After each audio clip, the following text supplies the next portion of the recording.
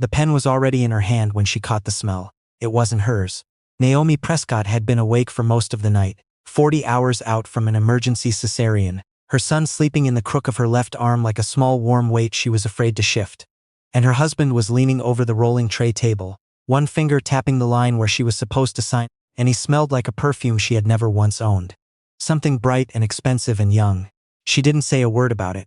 She looked at the finger tapping the paper, and she looked at the top of her son's head, and she signed her name in the tired, uneven cursive of a woman who had been cut open 2 days earlier, and she handed the pen back. By the time the light came up gray over the parking structure across the street, she was already gone. Not in the way people imagine leaving.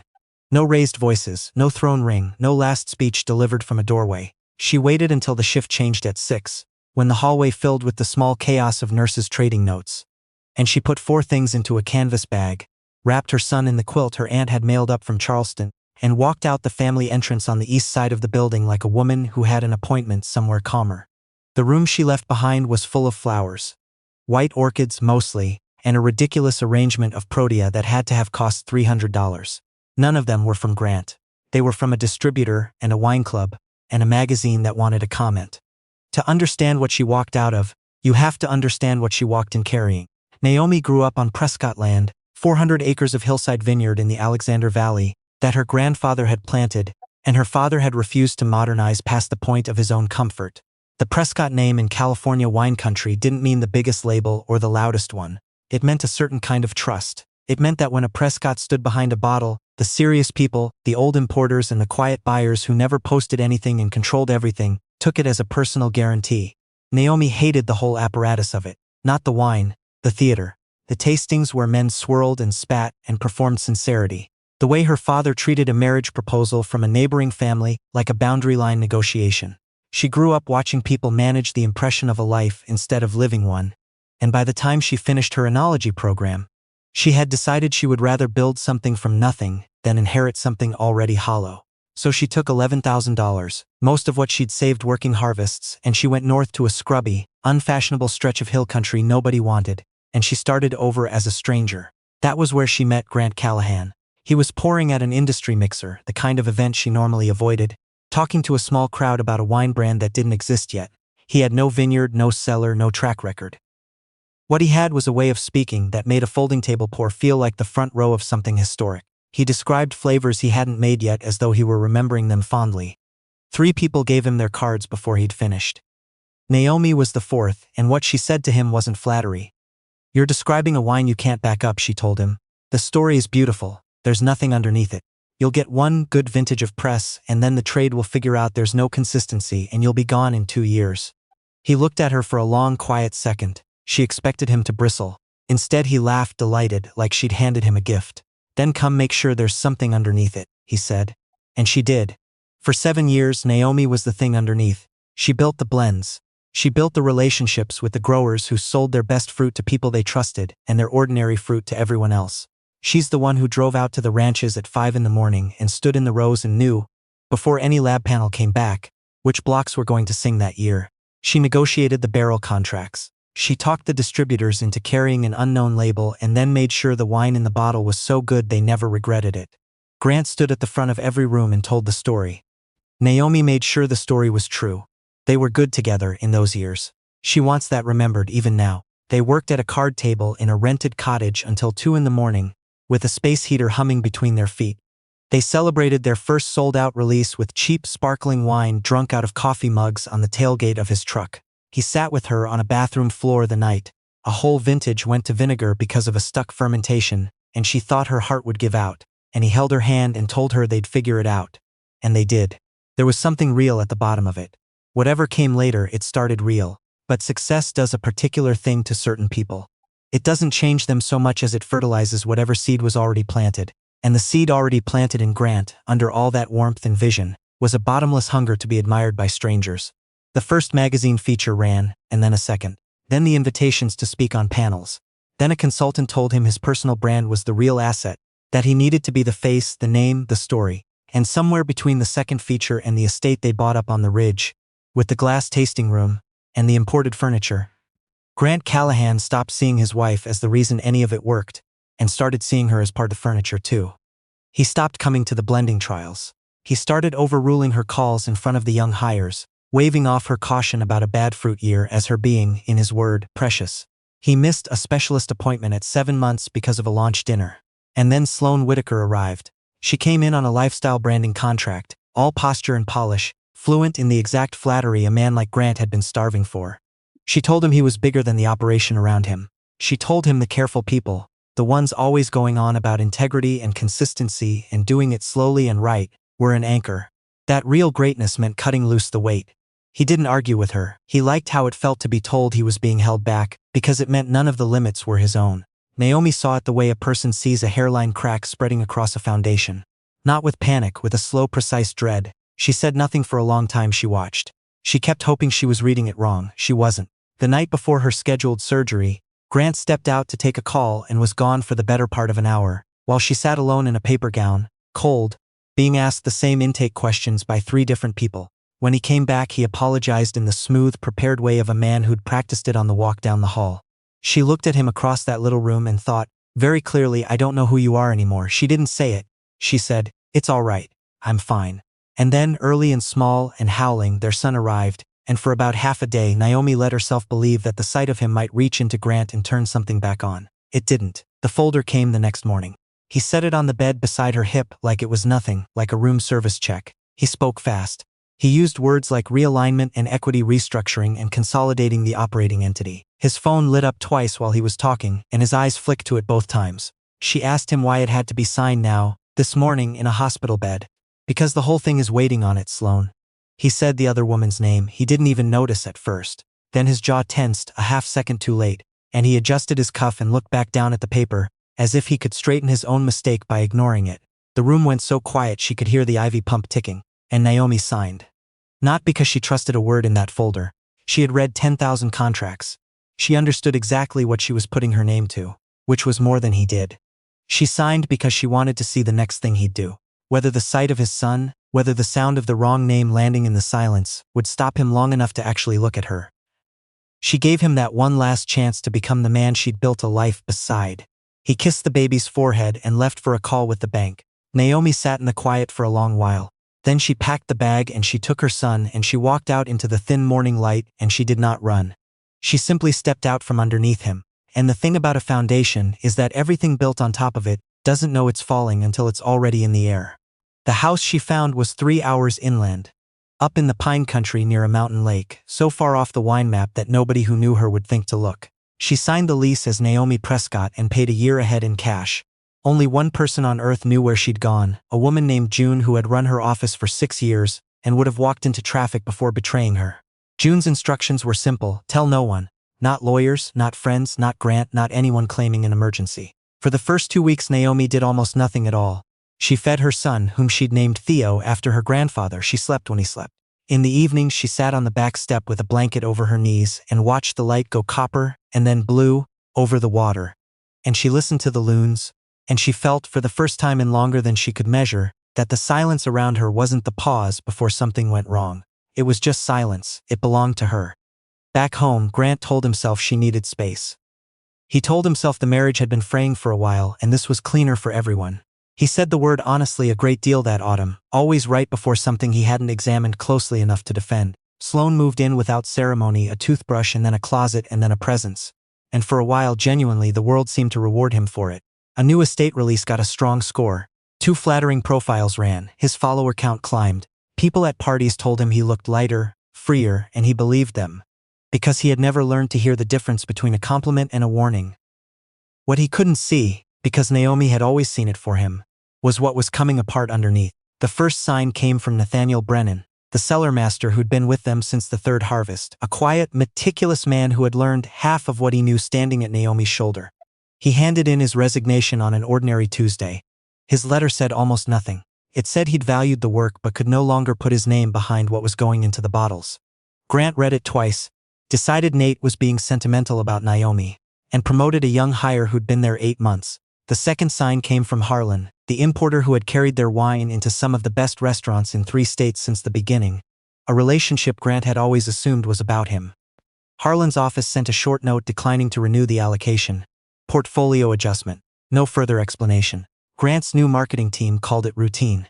It was not routine. The third sign was the one that finally made him sit still. Two of their oldest grower families, the ones whose top blocks made the wines that got the scores, quietly informed the vineyard manager that they'd be selling that fruit elsewhere next year. Not a dispute, not a price fight. Just a decision, made the way those families made all their decisions privately and permanently. Grant tried to call the patriarch of one of them directly. The man's daughter answered and said warmly that her father was unavailable, and somehow the warmth was worse than a slammed door. "They're testing you," Sloane told him. "This is what happens when you rise fast. People resent it. Don't flinch." She said things that felt good to believe. He wanted to believe them so badly that he almost did. But one night, hunting through old files for a grower agreement his new team couldn't locate, Grant fell into a corner of the archive he hadn't touched in years. The original relationships. The grower contracts, the barrel accounts, the distribution deals, the whole quiet architecture of trust that had let a nobody's label end up on the best lists in the country. And as he followed the thread, he kept arriving at the same thing. Over and over, the reason a serious person had said yes to them in the early years when there was nothing to say yes to wasn't the wine which barely existed yet, it was a name. Not his, hers.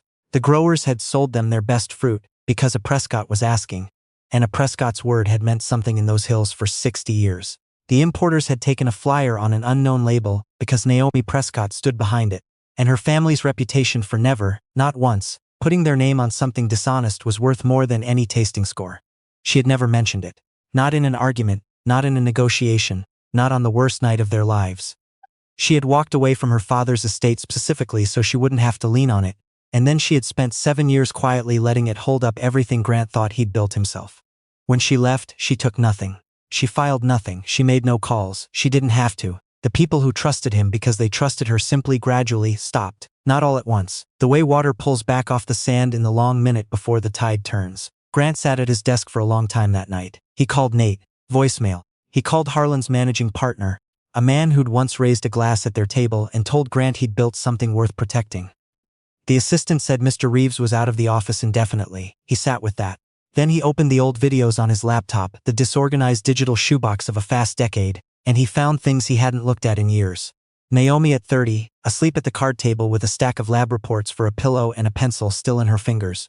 Naomi in the first cramped cellar, on the phone with a distributor who was pushing back on price, talking so calmly, so reasonably, that by the end of it the man was thanking her for the correction. Naomi at 7 months pregnant, moving down a row of vines at dusk, closing her hand around a cluster and tasting one grape and knowing. Naomi laughing, really laughing, on the floor of their first place, because he'd burned the only pan they owned, and they'd eaten cold takeout with their backs against the cabinets, because they hadn't bought a table yet. He watched them for a long time. Sloane came in near midnight already irritated about something, and said, "Are you still working? I thought we had the dinner." He looked up at her and for the first time he saw how much labor went into every part of her. The posture. The voice pitched a half step brighter than her real one. The whole carefully assembled version of a person that had to be maintained by the hour. He had mistaken all that effort for vitality. He had mistaken being admired for being known. She didn't know him, she knew the man in the profiles. "I'm going to bed," he said quietly. "Grant, I'll see you tomorrow, Sloane." She left, and he sat alone in the enormous glass house that had been designed to impress people who would never actually care about him. And for the first time in years there was no applause anywhere.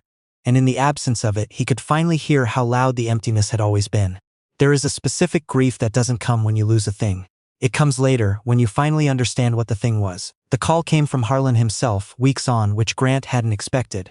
Not to renegotiate, not to soften anything. Harlan called for one reason, the reason old men sometimes call when the outcome is already settled, and there's nothing left to protect. He called to be honest. "I'm going to tell you something," Harlan said, "that I probably should have told you 3 years ago, the first time I realized you didn't know it."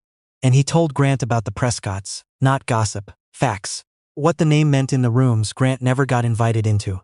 How Naomi's father had spent his whole life being the man whose handshake didn't require a contract. How Naomi had walked away from all of that on purpose, not because she couldn't have it, but because she wanted to find out if she could make something that was only hers. "She never used her family's name to move an inch inside your business," Harlan said. "Not once. But her integrity is the reason serious people gave you the time of day. You spent 7 years standing on a foundation you never bothered to look at." Grant said nothing. "She told me once," Harlan went on, "that she wanted to know if a man could love the part of the work nobody claps for. The slow part, the quiet part." A pause. "I think in the end she got her answer." The line went still. "She handed you something you can't replace," Harlan said finally. I hope you're old enough now to understand that. The call ended, and Grant sat in his office and didn't move, didn't reach for his phone, didn't pretend to be busy for the benefit of anyone. He just sat there. The way a person sits when he has finally run out of every strategy for not looking at himself. The winery didn't collapse in a single dramatic night. Some of it survived, much of it didn't, and here is the part that took Grant longest to absorb. The document she'd signed in that hospital bed, the one he'd been so eager to get her name on, the one he'd thought was so clever, turned out to cause her almost no harm at all. She had understood every clause. She had signed it knowing exactly what it did, and, more to the point, what it didn't do. Her father's attorneys had been watching from a quiet distance since the morning she walked out the east door, and by the time Grant thought to weaponize what she'd signed, it was already worth less than the paper. She had signed with full knowledge, and then she had picked her own moment. Naomi Prescott was a great many things. Surprised was never one of them. Nearly a year after she left the hospital, Grant drove the 3 hours up into the Pines.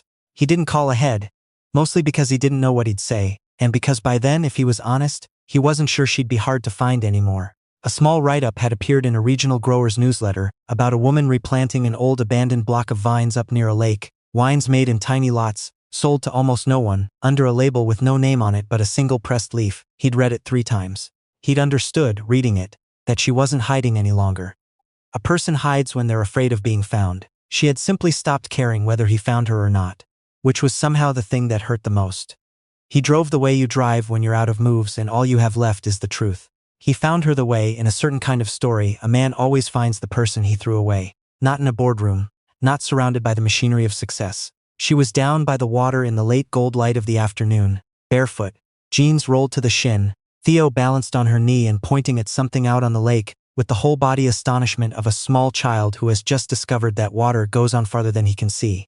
She was laughing. Not the measured, public laugh he'd grown used to at the tastings. A real one, low and easy, the kind he hadn't heard from her in years and had somehow convinced himself she'd stopped being capable of. She did not look like a woman who had lost anything. She looked like a woman who had finally, after carrying something heavy for a very long time, been allowed to set it down. He stood back at the tree line for a moment before she saw him. He needed the moment. He needed to see her outside of everything he'd turned her into in his own mind, the liability, the difficult wife, the woman who complicated his story. Out here she was only herself, and she was more than he had let himself remember. She turned and saw him. Her face didn't change the way he'd braced for. No shock, no coldness, just the particular stillness of a person who made her peace with something so long ago that its return can't disturb her. "Grant," she said. "Naomi." He came down across the grass slowly and stopped a few feet short. "I'm not here to ask you for anything," he said. "I need you to know that first." She shifted Theo onto her hip and nodded once. The baby, almost a year old now, studied the stranger with steady, unafraid eyes, his mother's evenness already visible in the way he took the measure of a new thing without flinching. "I didn't understand what I had," Grant said. "That's not an excuse, I know it isn't. But I needed to say it to your face, without lawyers, without an angle. I didn't understand what I had and I threw it into the fire, and I'm going to spend a long time learning why I did that." Naomi was quiet for a while. Out on the lake, a loon called and went under. The light moved along the surface. "I would have stayed through the ruin," she said at last, and her voice was level, not angry, not broken, only true. "If the whole thing had gone under, if we'd lost the label and the land and the money, and had to start again from a card table, I did hard things next to you. I never once minded the hard things." She looked at him without heat. "I couldn't stay through what you chose. That's not pride, Grant. Wanting to be treated like a person isn't pride. It's the least a person owes herself." He nodded. There was nothing in it to argue with. There never had been. "Is he all right?" Grant asked quietly, looking at his son. "He's wonderful," Naomi said. And the way she said it, so full, so certain, so entirely unhurried, told him everything he would ever need to know about the kind of mother she was, and the kind of life she had made in the space where he used to be. She turned back toward the water then, her son on her hip, her feet in the wet sand. The lake stretched wide and darkening in front of her, and she didn't look back at him. Grant stood alone on the bank as she walked away from him along the shoreline, not destroyed, not destitute, but finally completely still, holding nothing, understanding everything. If this were a film, the camera would rise here and pull back and leave him small against all that water. Just a man at the edge of a lake, learning far too late, and at a cost he would carry the rest of his life, that the most valuable thing he ever had his hands on was the one thing he never once bothered to see. If this reached something in you, send it to someone who's been treated like the background of their own life. And if you believe the quietest people in the room are often the ones holding the whole building up, stay a while. There are more stories like hers here,